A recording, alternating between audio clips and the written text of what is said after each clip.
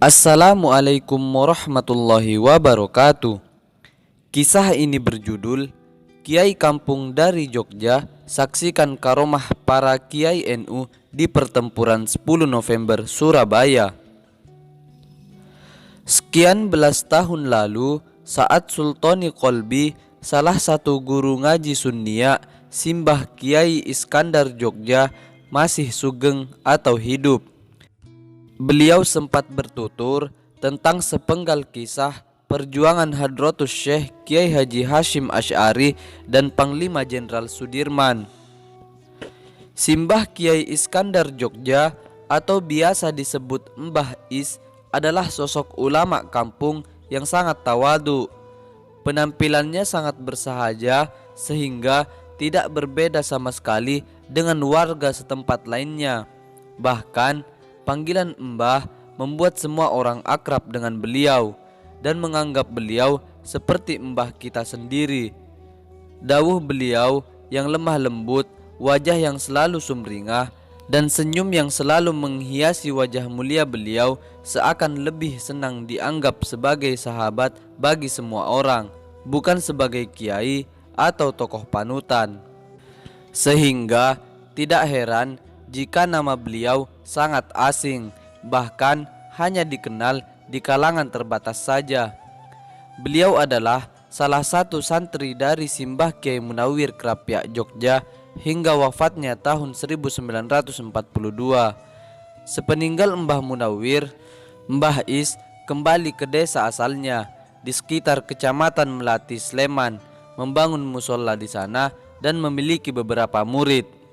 Pada tahun 1945, beliau menerima sebuah surat dari salah satu kiai untuk ikut berjihad di Surabaya melawan Londo atau Belanda.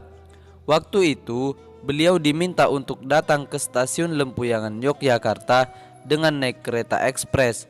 Beliau diminta begitu kereta api datang langsung masuk, duduk, dan jangan tengok kanan kiri hingga sampai tujuan. Inilah salah satu karomah guru beliau, sebab di zaman itu belum ada kereta api ekspres dan jelas bahwa pengurusan kereta api adalah milik Belanda. Bagaimana bisa mengantarkan pejuang ke Surabaya untuk melawan sekutu mereka? Sesampai di Surabaya, beliau segera bergabung dengan barisan pejuang. Waktu itu ada pengumuman, para santri dan kiai dilarang oleh Hadratus Syekh untuk melakukan penyerangan kepada Londo atau Belanda, sebab nanti yang akan memimpin perang adalah walinya Gusti Allah dari Kulon Barat. Ternyata yang memimpin adalah Simbah Kiai Haji Abbas Buntet Cirebon. Saat pecah perang, pasukan Indonesia terdesak hebat, kalah persenjataan. Mbah Abbas mengangkat tangan entah berdoa apa, tiba-tiba alu dan lesung atau alat penumbuk padi dari kayu dan beberapa perabotan rumah tangga sekota Surabaya keluar dan menyerbu pasukan Londo atau Belanda.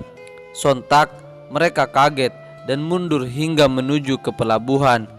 Kemudian saat salah satu pesawat dari Belanda tersebut dilempar bakia yang beliau bawa di kantung kain, pesawat tersebut meledak. Perang berlangsung sangat seru dan meninggalkan banyak sekali korban. Keesokan harinya, Mbah Is diperintahkan untuk kembali ke Jogja. Beliau kembali memimpin pengajian di musola semula. Namun, ketenangan tidak berlangsung lama saat ibu kota negara Indonesia jatuh ke tangan Belanda. Beliau memutuskan untuk ikut bergerilya. Beberapa kali beliau bertemu dengan Panglima Sudirman. Panglima Besar Sudirman dikisahkan sebagai seorang yang berperawakan kurus dan pucat, namun memiliki wibawa yang luar biasa. Tidak banyak bicara, tapi setiap beliau berbicara, suasana akan hening dan semua orang menyimak satu persatu apa yang beliau ungkapkan.